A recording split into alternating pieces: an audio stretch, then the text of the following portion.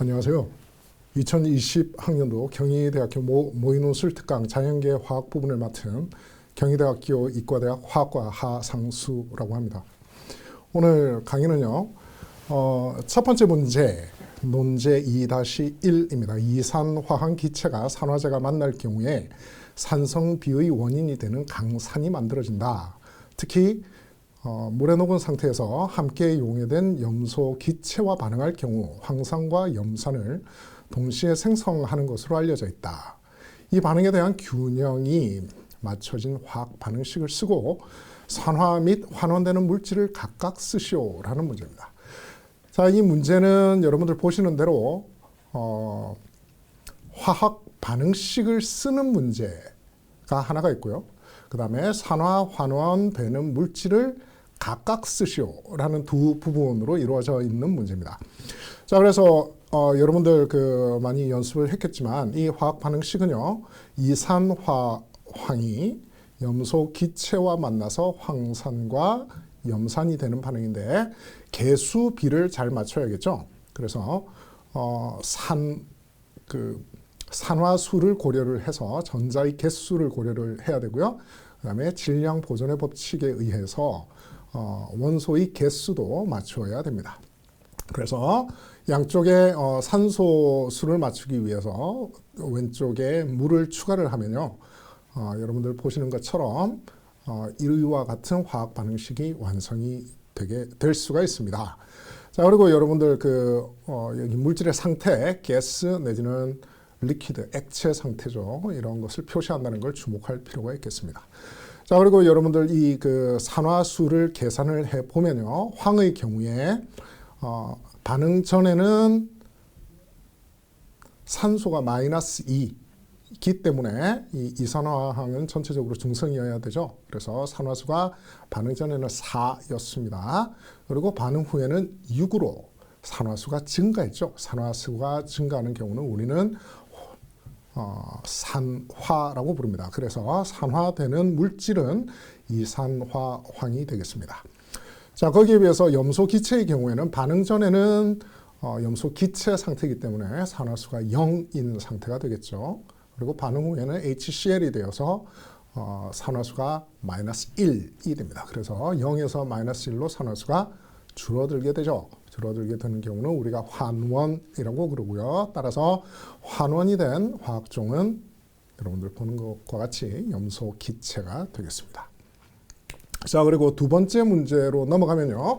두 번째 문제는 이산화황 192g이 1의 반응에서 소모가 되었을 때 총 몇 g의 산이 생성되는지 논술하시오. 또 황산이 양성자 두 개를 잃어버린 형태 SO4-2-의 분자 구조를 전자쌍 반발 이론을 이용을 하여 그리고 두 개의 전하가 중심 원자와 이루는 결합각을 대략적으로 예측하시오.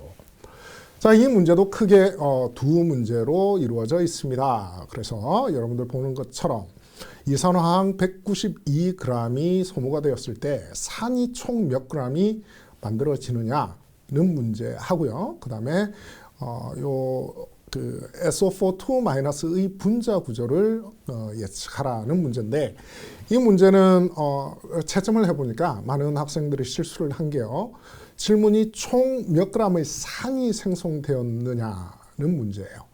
아까 우리가 화학 반응식, 완결된 화학 반응식에서 봤을 때 생성물이 H2SO4 황산과요, HCl 염산이었죠. 그래서 이 문제에서 산은 두 가지 모두를 뜻합니다. 그래서 황산과 염산을 모두 고려를 해야 되고요. 그리고 앞에 화학 반응식에서 이산화황 한 분자에 대해서 황산이 한 분자가 생성이 되고요, HCl 염산이 두 분자가 생성되죠. 이걸 몰수로 얘기를 하면 이산화황 1몰이 반응을 해서 황산 1몰과 그다음에 염산 2몰이 생성된다는 얘기죠. 그래서 반응 비례가 1:1:2가 됩니다. 그래서 192g은 이산화황 3몰에 해당되기 때문에 생성물은 황산 3몰과 염산 6몰이 되겠죠. 그래서 이것을 제시문에서 주어진 원자량을 이용을 해서 분자량을 구하고요. 곱하기 3 곱하기 6을 해서 더하면 513g이 나올 것입니다. 자, 그리고 황산 이온 SO4 2-의 구조는요. 여러분들이 보는 바와 같은 분자 구조를 이루는데 사실상 그 고등학교 수준에서는 얘기하기가 수준을 넘는 얘기이긴 하지만 공명 구조라고 하는 것입니다. 그래서 이 SO4 2-는요 전체적으로 CH4 메테인과 비슷한 구조를 가지게 되죠. 그래서 정사면체 구조를 가지게 되고 대략적으로 이 전하를 띠고 있는 두 산소 사이에 황을 중심으로 한 두 산소 사이의 각은 메테인의 그것과 같이 대략적으로 109.5도가 되겠습니다. 자, 그리고 이제 논제 2-2로 넘어가서요. 첫 번째 문제는 고체 상태인 물의 3차원적 구조에서 한 개의 물 분자는 몇 개의 물 분자와 수소 결합을 형성할 수 있는지 설명하시오라고 했습니다. 자, 그래서 이 문제의 핵심은 부분적 전하를 띠는 산소 그리고 부분적 양 전하를 띠는 수소 원자를 중심으로 해서 산소 원자는 비공유 전자쌍을 두 쌍을 가지죠. 그래서 그게 키 포인트가 되겠습니다. 그래서 여러분들 보는 바와 같이 그림에서 보는 바와 같이 산소 원자는 부분적으로 전하를 띠는데 그 수소와 수소 결합을 할 수 있는 비공유 전자쌍이 두 개가 있기 때문에 다른 물 분자의 수소와 각각 수소 결합을 할 수가 있고요. 그 자체적으로 공유 결합으로 연결되어 있는 이 수소는 다른 물 분자의 산소와 수소 결합을 할 수 있게 됩니다. 따라서 물 한 분자는 총 4개의 다른 물 분자와 수소 결합을 형성할 수 있게 됩니다. 문제 2-2에서는요. 지구상의 모든 생명체들은 살아가기 위해서 반드시 물을 필요로 한다. 예를 들어 식물이 생명체의 물질 대사에 물이 필요하며 식물이 중력을 이겨내고 광합성을 하는 높은 가지의 잎에 물을 수송하거나 호수에 사는 물고기가 추운 겨울에도 얼어 죽지 않는다. 이와 같은 각각의 현상에 대한 이유를 제시문에 설명한 물의 특성에 근거하여 설명하시오입니다.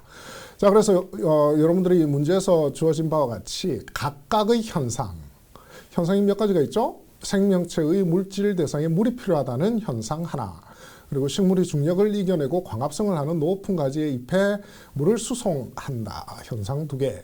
그리고 호수에 사는 물고기가 추운 겨울에도 얼어 죽지 않는다. 현상 3개입니다. 그래서 이 현상 3가지 현상에 대해서 제시문에 나와 있는 물의 특성을 이용을 하여 설명하는 문제가 되겠죠. 그래서 생명체의 물질 대사를 하기 위해서는 그 물질들이 있어야겠죠. 그래서 물이 좋은 용매다. 이 그 물질 대사에 참여하는 또는 결과물인 화학 종들이 물에 잘 녹아 들어간다. 그 이유는 물이 극성 분자이기 때문에 그렇다. 그래서 화학 용액이 잘 된다. 잘 녹이는 용매가 된다는 것이고요.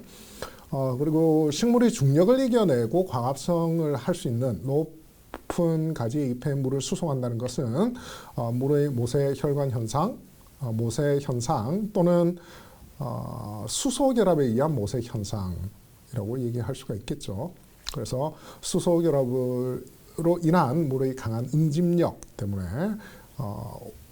그 높은 나뭇가지에까지 물이 올라갈 수 있다는 것입니다. 자, 그리고 호수에 사는 물고기가 추운 겨울에도 얼어 죽지 않는다. 이것은 제시문에 나와 있는 그 물의 특성 중에 2가지가 가장 중요한 영향을 미치는데요. 그래서 물은 다른 물질들과는 다르게 액체 상태인 4도씨일 때 밀도가 제일 높죠. 그래서 고체 상태의 경우보다 액체 상태에서 4도씨의 액체 상태에서 더 밀도가 높아서 가라앉게 됩니다. 그래서 밀도가 낮은 얼음이 호수의 위층에서 얼기 시작하게 되고요. 거기에다가 물은 비열이 굉장히 높기 때문에 비열이란 물질의 온도를 1도씨 올리기 위해서 필요한 열량이겠죠. 좀 더 정확하게는 1g을 1도씨 올리기 위해서 필요한 열량을 얘기하는데 물은 그 열 용량이 높기 때문에 온도가 많이 1도 높이려면 더 많은 열량이 필요하고요. 1도 낮추려면 더 많은 열량이 물에서 빠져나와야 됩니다. 그래서 쉽게 온도 변화가 일어나지 않게 되죠. 자, 그리고 세 번째 마지막 문제입니다. 대부분의 이온 결합 물질은 고체 상태에서는 전류가 통하지 않지만 수용액 상태에서는 전류가 잘 통한다. 그 이유를 제시문에 근거하여 설명하시오라고 했습니다. 자, 그래서 제시문에 나와 있는 바와 같이 이온 결합 물질은요, 그 양전하를 띠고 있는 양이온과 음전하를 띠고 있는 음이온 사이의 강한 전자기력이 작용을 해서 고체 상태인 경우에는 양이온과 음이온이 전혀 이동을 못하고 진동만 하게 되는 그래서 제자리에서 진동만 하는 상태이기 때문에요. 전기 전도성을 전혀 가지지 않습니다. 하지만 이 이온 결합 물질이 녹거나 아니면 물에 녹아서 물 분자에 의해서 둘러싸여져서 양이온과 음이온이 각각 수용액 내에서 자유롭게 움직일 수 있다면 전류를 흐르게 할 수 있기 때문에 전기 전도성을 가지게 되는 것이죠. 네, 이상으로 자연계 화학 부분에 관한 설명을 마치도록 하겠습니다. 고맙습니다.